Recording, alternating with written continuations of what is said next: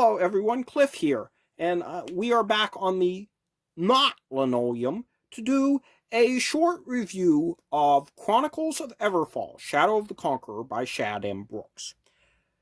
This is a independently published novel published last year by the YouTuber known for his Shadiversity series. He does a lot of excellent reviews of sword fighting and swords, and occasionally bad plots in movies. Star Wars seems to be a particular target of his, and, well, he has good reason to target Star Wars. I'm going to divide this review up into the pros and the cons. And I will start off with the good parts. First of all, Shad could spin his words really well.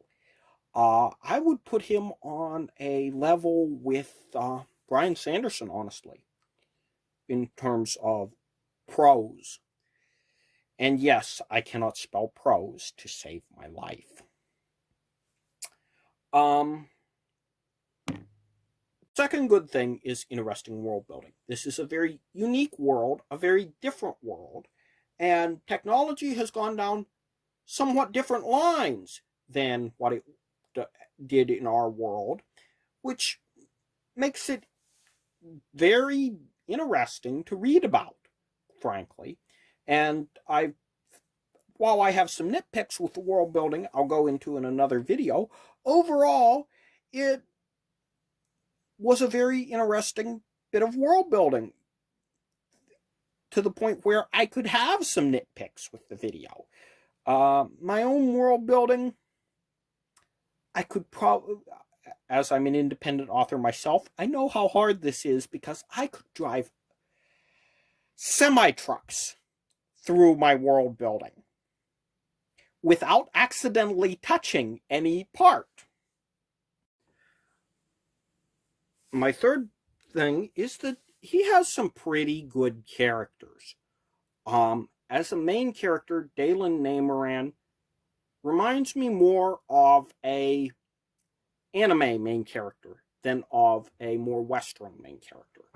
Now, this isn't surprising to me. Shad long ago outed himself as a weeb, and I'm going to do so to myself on the same, in order to indicate that this kind of main character whose greatest limitations is not the world around him, but his own psychology and mental state. Very, very common in Japanese anime and manga. His sidekick, whose name I cannot remember, is an equally interesting character. Very capable, very dangerous, and completely in defiance of the trope of what you would expect for a religious character. He's a pun master. I know a lot of pastors who think puns are the highest form of art, so he is very, very accurate in that.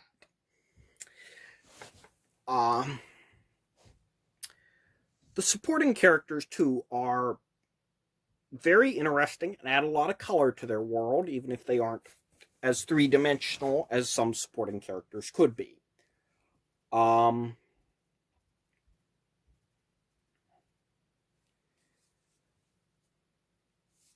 really, really, really, really wanted two of them to reappear in the second novel, but sadly it appears they will not be.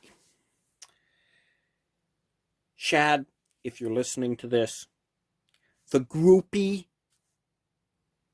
should have stayed. Now, no story is perfect, but, well, this one has some things wrong with it.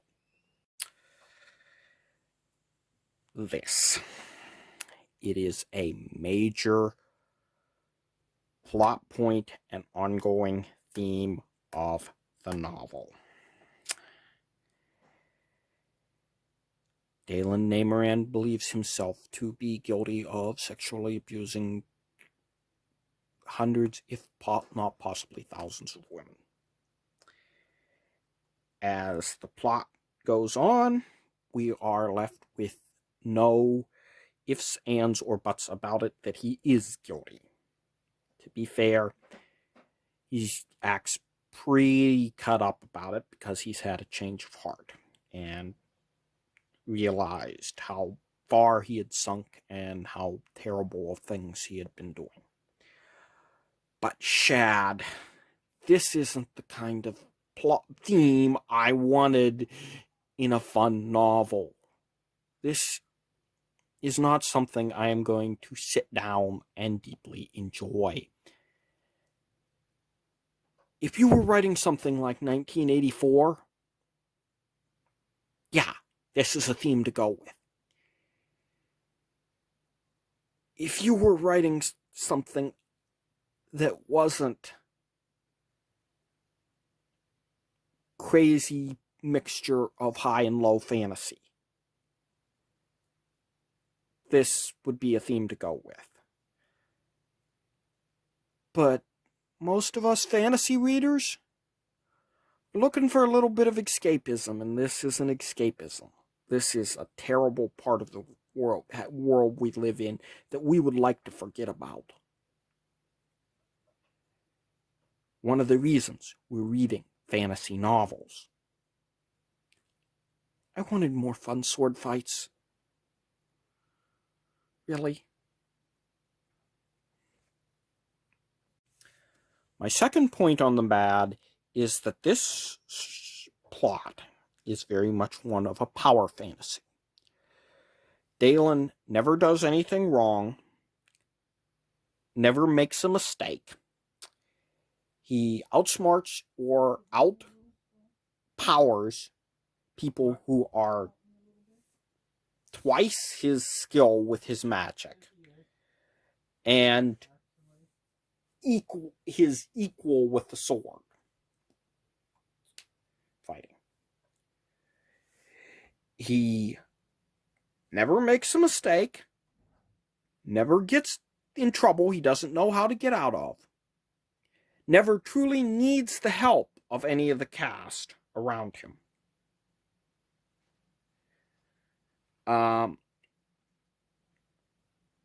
Now, I've seen these type of stories before. And let me just say, if you are meant to live vicariously through the main character, plot problem 1 is not the problem you want to have as the main character. If you are wanting to live vicariously through someone, you would prefer to live vicariously through someone who isn't practically Adolf Hitler. Yeah. So, that is my short review of Chronicles of Everfall: Shadow of the Conqueror. My overall rating. And here, old me said something that was kind of nonsense. If you don't mind the conflicts, as I outlined in this review, pick it up. It's pretty fun. I myself wish I'd gotten it on Kindle Unlimited.